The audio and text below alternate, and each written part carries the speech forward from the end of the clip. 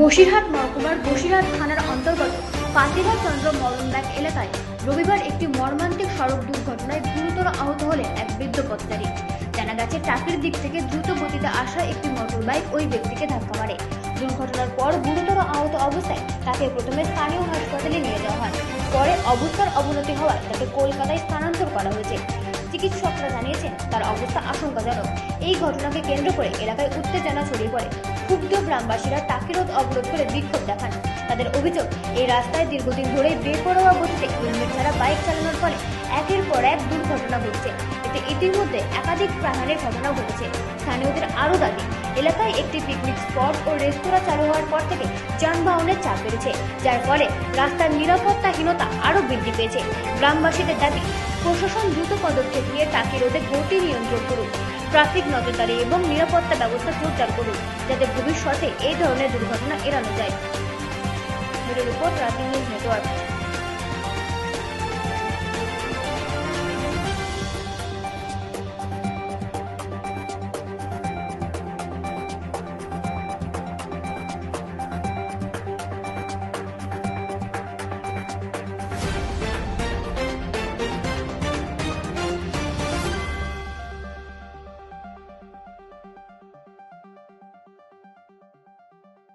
বলছি, আজকে এই অবরোধটা করা হয়েছে, গ্রামবাসীরা করেছে এই কারণে, কারণ এখানে এই দুটো রাস্তা হওয়ার আগে বাম্পার ছিল, ওইখানে একটা, সেই বাম্পারটা প্রশাসন কেন তোলে আমরা জানি না। প্রতিনিয়ত এখানে অ্যাক্সিডেন্ট হয়, বেপরোয়া বাইক চালায় বিনা হেলমেটে এবং প্রচন্ড গতিতে। এই জায়গায় প্রচন্ড ডাউন হওয়ার থেকে মানুষ উঠতে গেলে, আমাদের গ্রামবাসীরা উঠতে গেলে প্রতিনিয়ত অ্যাক্সিডেন্ট হচ্ছে। আজকে একজন বয়স্ক লোক অ্যাক্সিডেন্ট করেছে এবং তাকে খুব আশঙ্কাজনক নিয়ে যাওয়ার অবস্থায়। এই ঘোষবাড়ি এখানে এত জাম, অ্যাম্বুলেন্সকে করে তাকে নিয়ে যাওয়া যাচ্ছে না। তাই আমাদের গ্রামবাসীরা মিলে অবরোধ করেছে, প্রশাসন যাতে দৃষ্টি আকর্ষণ করে জিনিসটাকে, তার জন্য আর যাতে বাম্পারটা করে দেয় তার জন্য এই অবরোধ করা হচ্ছে। প্রশাসন আসবে, তারপরে এই অবরোধ উঠবে। আপনার নাম? আমার নাম সেলিম গাজী। এই রাস্তাটা বিরাট ভালো হওয়ার কারণে বাইক এত গতি, এত স্পিডে বাইক চালায়, মানুষের কোনো হুঁশ থাকে না। রাস্তা দিয়ে এটা গ্রামের রাস্তা বয়স্ক মানুষ উঠতে গেলে উঠতে পারে না, রাস্তা পার হতেও পারে না। এই তো আজকে এই 4:15 দিকে একজন বয়স্ক মানুষ রাস্তা দিয়ে উঠছিল, এত স্পিডে গাড়ি এসে মেয়ে দিয়েছে, তার আশঙ্কাজনক অবস্থা। তাকে নিয়ে যাওয়ার হসপিটাল, ওখান থেকে প্রেফার করেছে বসিরহাট হসপিটালে, এবং এখান থেকে অ্যাম্বুলেন্স নিয়ে যাচ্ছিল। এত জাম, অ্যাম্বুলেন্স ব্যাক করে অন্য রাস্তা দিয়ে আবার জাম কেন? জাম এই আজকে ঘোষবাড়ির জন্য। আর রাস্তা এত স্পিডে বাইক চলছে, একটা হেলমেট নেই, শুই নেই। আর এই ঘোষবাড়ির জন্যে এই আমাদের গোলপুর পর্যন্ত রাস্তা পুরো জাম।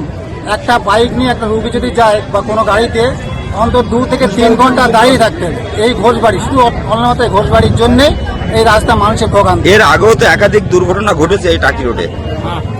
টাকি রোডে দুর্ঘটনা ঘটেছে তো, এর আগে রোগ ঘটছে তো, একের পর এক ঘটনা। প্রশাসনিকভাবে তার কোনো ব্যবস্থা নেই, রাস্তায় এত পরিমাণে স্পিডে বাইক চালাতে। কারণ এর আগে তো এত জাম হতো না, কারণ এই ঘোষবাড়ি হওয়ার কারণে। এই ঘোষবাড়ি হওয়ার পর থেকে প্রত্যেকটা পার্বণে, আমাদের মুসলমান পার্বণ হোক আর আমাদের হিন্দু দাদাদের কোনো ধর্মে হোক, প্রচণ্ড ঘোষবাড়ি হওয়ার পর থেকে প্রতিনিয়ত জাম, মানে দৈনন্দিন মানুষের ভোগান্তি এই ভুগতে হচ্ছে।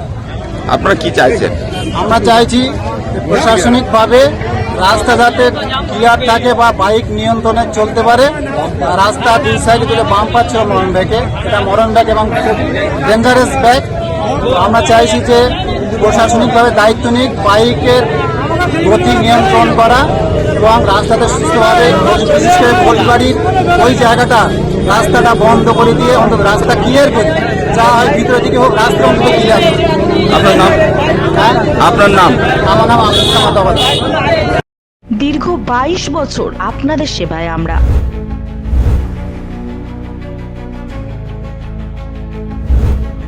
আমাদের ডাক্তারবাবু